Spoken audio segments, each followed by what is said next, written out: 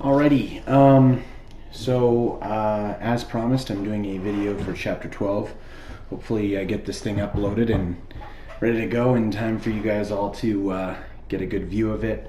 I'm starting Chapter 12 right from the beginning. We're just going to jump right in. I'm going to try and keep this video as short and sweet as possible. So let's just jump right into it. We're talking about network management and administration in Chapter 12. So first of all, let's look at the objectives for this chapter, or basically the topics we're going to cover. First of all, we'll look at creating and working with user and groups accounts, particularly in Windows, especially looking at Windows Server, because this is, of course, network administration. If you want less network administration topic, CNT 110 covers a lot of this stuff, but on the more client end, and there is a client for Microsoft Windows class as well. This class basically covers a lot of the stuff that would be covered in CNT 120 and further classes as well. So, but it's a very general topic, a general covering of a lot of stuff. So, but we'll look at creating and working with users, user and group accounts, create and manage permissions on storage volumes. This is particularly referring to Windows, the Windows file system known as NTFS, which is the first Windows file system or Microsoft file system that includes permissions. And then we'll look at permissions in Linux file systems, ext3 and ext4.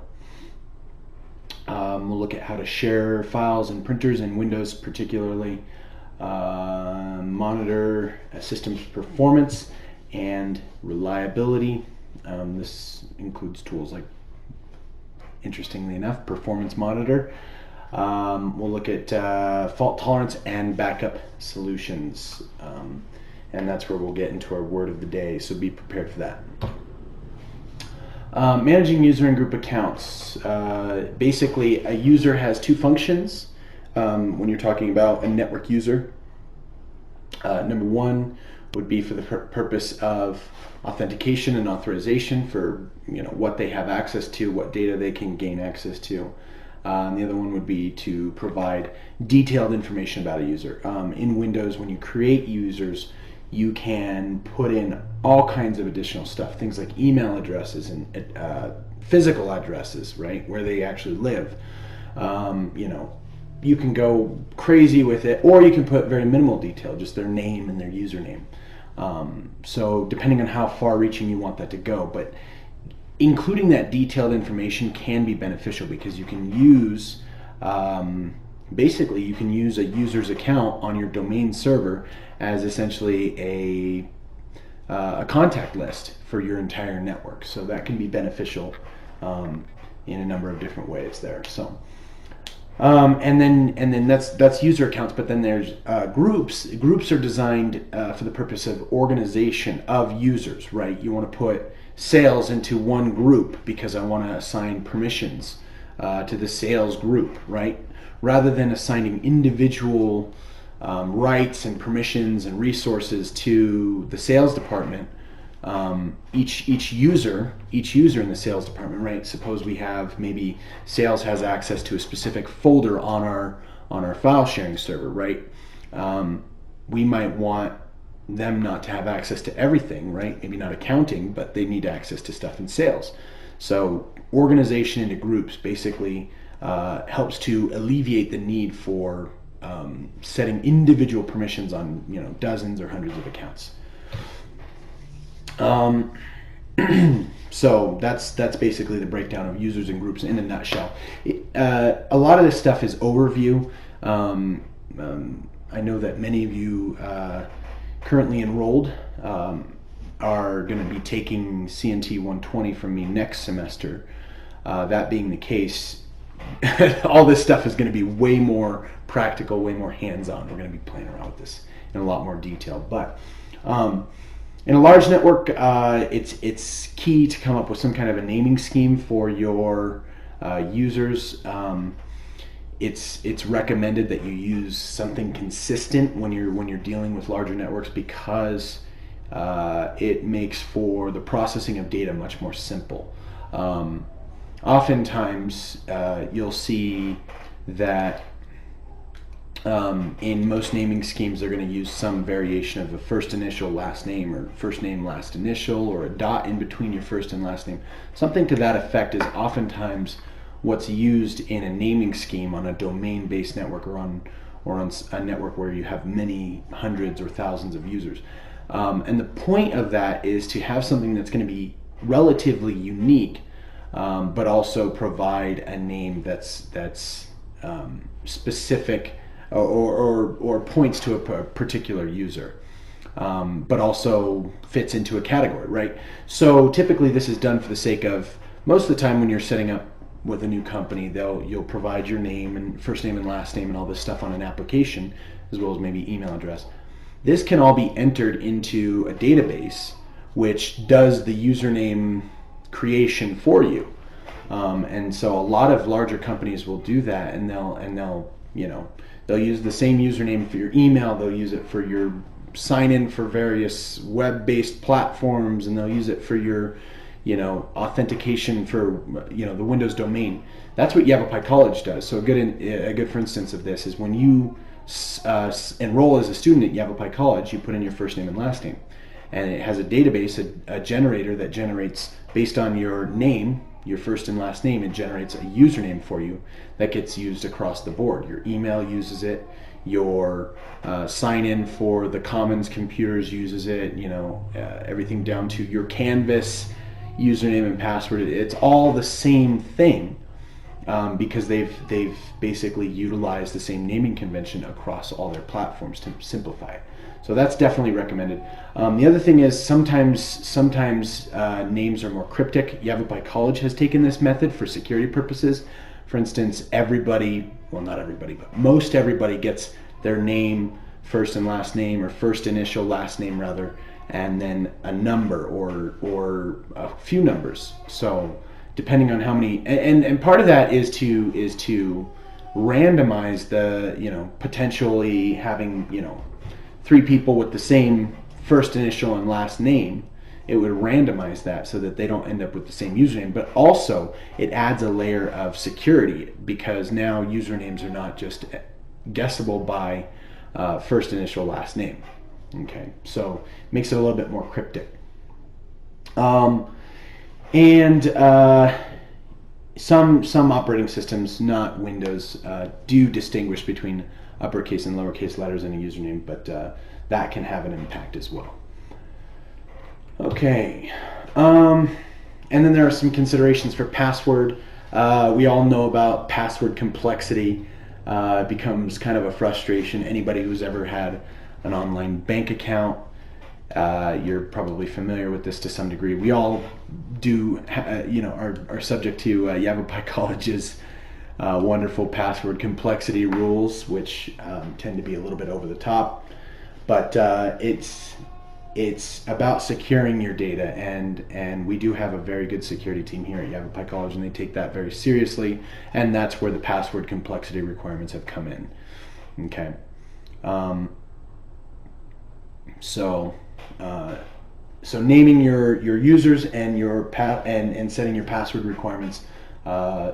Those are some important steps. You should also set group account names in such a way that it meets some kind of convention, right? So if you have departments and you're grouping people based on departments, or grouping people based on some arbitrary characteristics of grouping, you need to reflect that, or it's wise to reflect that. You don't have to reflect that in the group account name. So in the example that I used earlier, you might have a sales department, and you want everybody in sales to be to have access to the same files, or to the same printer, or the same whatever.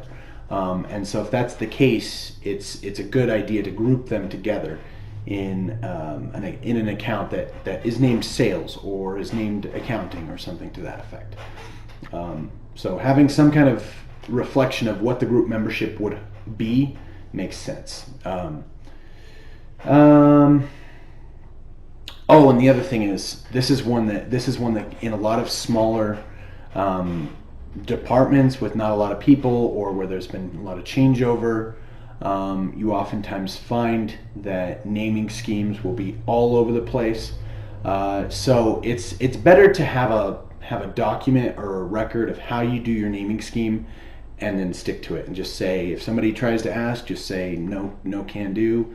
This is the naming scheme. It's how we do it.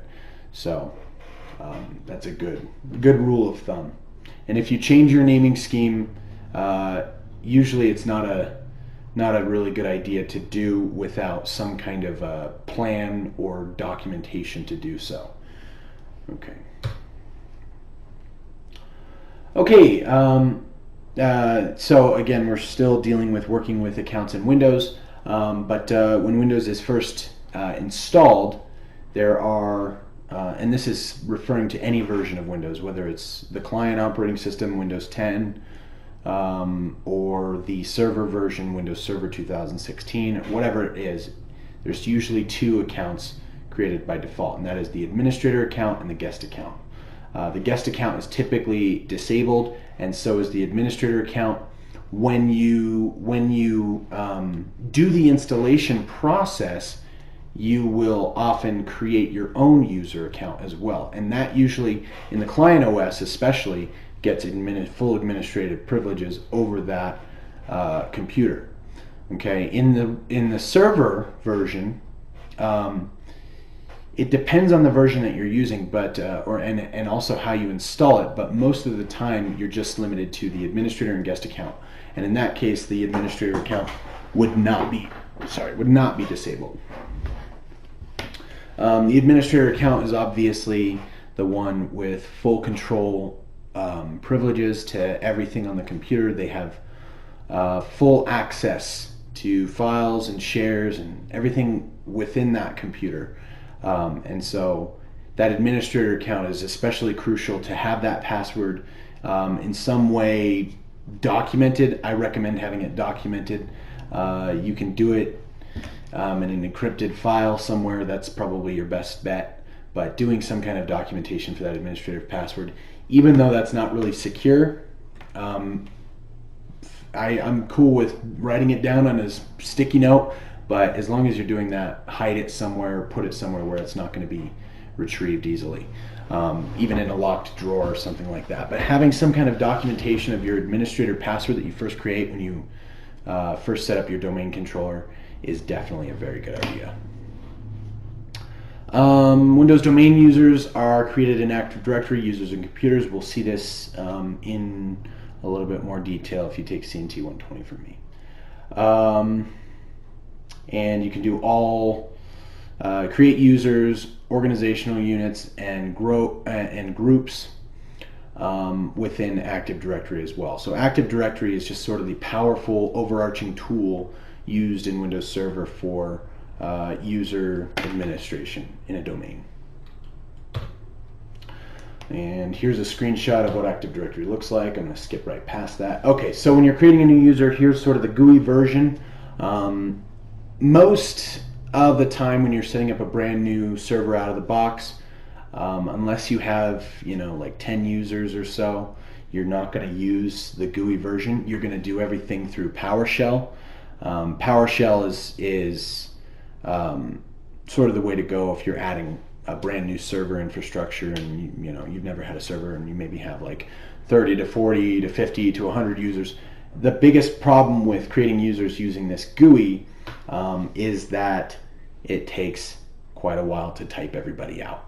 Now, if you have a database of all your users in your network that you're going to be adding to your new server, you can manipulate that data and create a batch file that does it in what would take an hour or 2 or 3 or 8. Can do that in literally seconds, or maybe just an hour of data manipulation or a few minutes of data manipulation. Okay, and I'm not going to go to the specifics of how to create that. You'll see that we did that, I believe, in the labs actually, on Thursday. So not going to delve into that in any detail. And of course, the next step is setting a password. You need to meet the password policy that is set in either the domain policy or the local policy settings based on how you're doing it. If you're setting it up for a domain user, it's going to be based on the security policy, group policy object. So group policy settings. So users and group policies would be set as part of Active Directory. And then if you're doing it on a local or on a client OS, you're creating a user in this way, then you would have to follow the local security policy.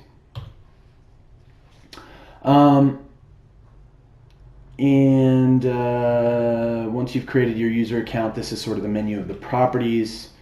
You can see there. Yeah, you can add quite a bit of information. You see there's a number of tabs in the properties here.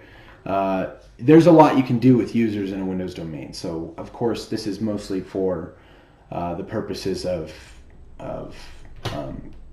setting up what users are authorized to gain access to, or configuring their authorization in one way or another. Okay, so group accounts. Once you're grouping people together, there's basically 3 levels to which you can assign group permissions, or create a group, I suppose. And that would be domain local. This would be for assigning permissions within a domain that group is created. You have global, and this is for across multiple domains, but typically, and then of course universal.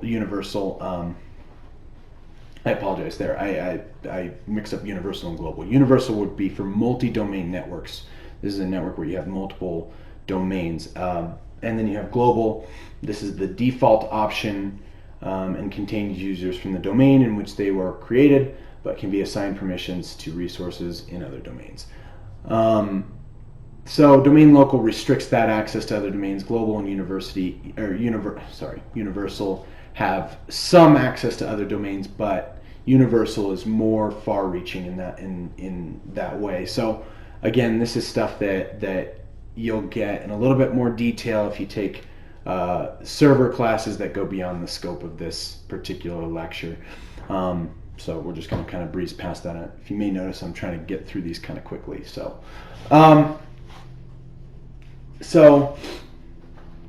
that refers to the group scope. You have 2 types of groups, security groups and distribution groups. Security groups are groups that are created for the purposes of permissions and authentication, essentially. So, or I'm sorry, rather not authentication, but authorization.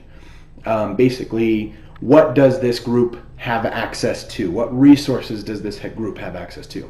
The other type of group is a distribution group. A distribution group is more used for the purposes of grouping people who you would want to be able to communicate with together. So distribution groups are typically used in conjunction with things like Microsoft Exchange, which is an email server program.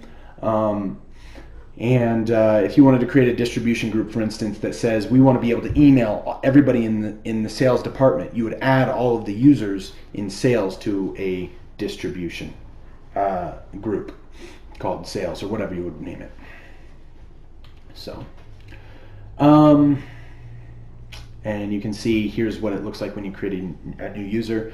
And you see in this case they've named their group guest users. And you see that there's a pre-Windows 2000 environment. That's sort of the backwards compatibility of Microsoft, which is kind of cool. You can use even a very old operating system on a brand new domain controller. And you see there's a group scope. The group scope is global, which is the default scope.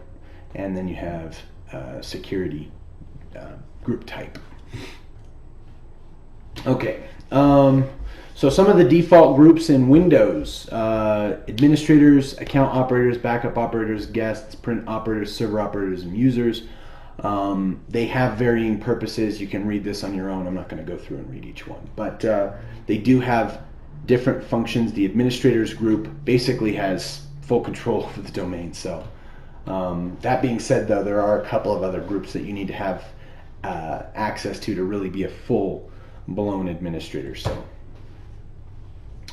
And actually, there are varying administrator types. Yeah, I'm not going to dig into that. There's no need to dive into that today.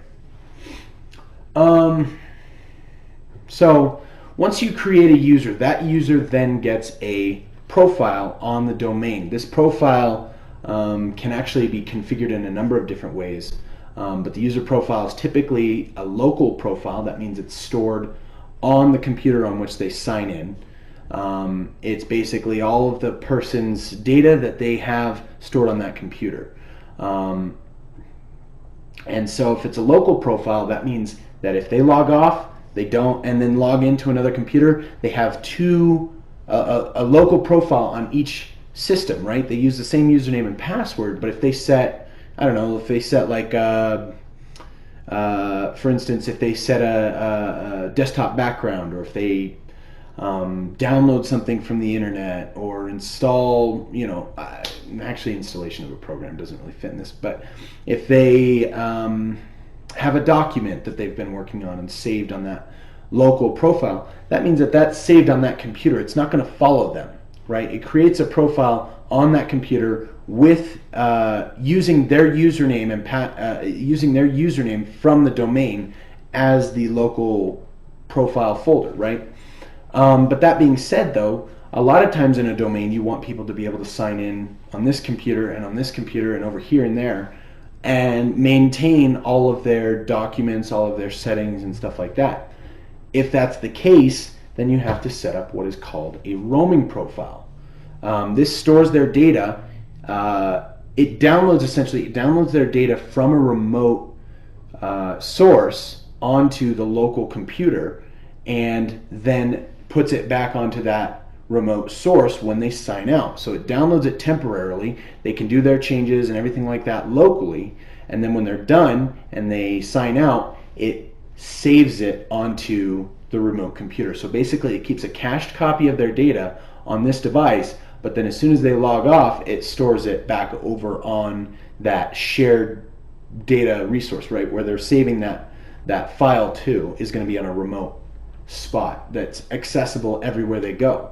And so now if they sign in on this computer, their desktop background, all of their documents, all of their pictures, everything else that's part of a user's profile is going to be downloaded to here, and then when they're done, it puts it back on the server, and then when they come over here, it puts it over here, and so on down the line. That can be kind of a resource hog, and it's not really used that often anymore. It used to be, well, actually, it'd probably work better in modern networks because of the fact that there's gigabit switches and things that can handle stuff like that. But I don't know where this really ever came into play. But it's just not terribly valuable in my opinion. There's other ways around this, like having folder redirection where it backs up all your documents and does kind of something similar to this without having to have an entire profile constantly being downloaded and uploaded. So there are strengths and weaknesses. The strength being you have your same profile everywhere you go. The weaknesses being you're using up a lot of network resources for this. So, and then you have another kind of profile. This is a mandatory profile. Most guest users would fall into, in fact, all guest users would fall into this category. Basically, a mandatory profile. Any changes you make on that profile get discarded after you sign off, so that the profile is always the same. So if you change the desktop background, if you make adjustments to this or that feature, if you have documents stored on that computer, they're all gone when you sign out. Totally gone. They don't exist. They've been discarded completely. So mandatory profiles can be very beneficial, especially in the case of like guest users or temporary users that you don't really want making changes to their profile for long term. This is a good way to do classroom setup. In fact, I didn't initially implement this in my classroom at the high school, but I've been tempted to do so because high schoolers tend to be a little bit rambunctious with what they do on their computers, and it's kind of hard to keep them in check. So working with accounts in Linux, again, same kind of scenario. You still have users, you still have groups. though you don't really have the domain environment in Linux. This is mostly for the purposes of file and folder sharing. If you want to do a shared drive. The thing with Linux is they don't really believe in controlling people, I guess, to some degree or another. It's kind of the attitude of Linux people is, hey man, we don't want your rules and restrictions on our computers. We want to be able to share resources and do stuff like that, but we don't want all these crazy security policies and restrictions on what we can and can't access. So that being said, Linux is a little bit, you can't do the same kind of thing with a Linux computer as you can with a Windows computer, as far as, or as a in a Linux-based network as you can in a Windows-based network. Because of the domain aspect of Windows, you gain a lot of control. That being said, user accounts are for the same purposes, authentication and authorization.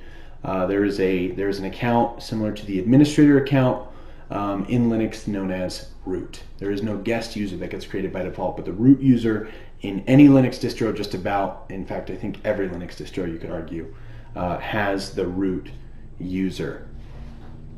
Okay, and this would be the user with full control, full rights. Now the Linux administration, adding users, changing permissions, changing things like that, most often is done from the command line. There are some GUI tools in different distros and stuff, but for the most part, you're going to be using the user add command to add new users. I think it's group add to create new groups, so pretty obvious there. Once you do the user add command, it prompts you for a password and all the information that you would need to add for a user account. And there we go. There's the group add command there. So if you want to add a user to a group, you use the user add command again, but then you use user add followed by the username and the group name, and that would do the whole. That would add a user to a group.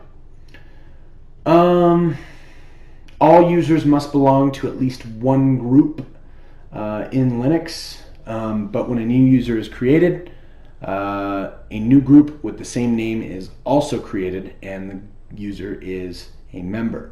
So you can change that name with the group add command as well, but typically you would have every single user in at least one group.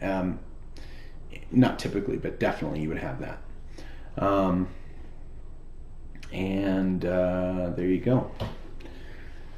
So that is user and group management. I'm going to continue on in the same video because cutting it up tends to be a little bit more work than it's worth. So we're going to just power through this in the same video.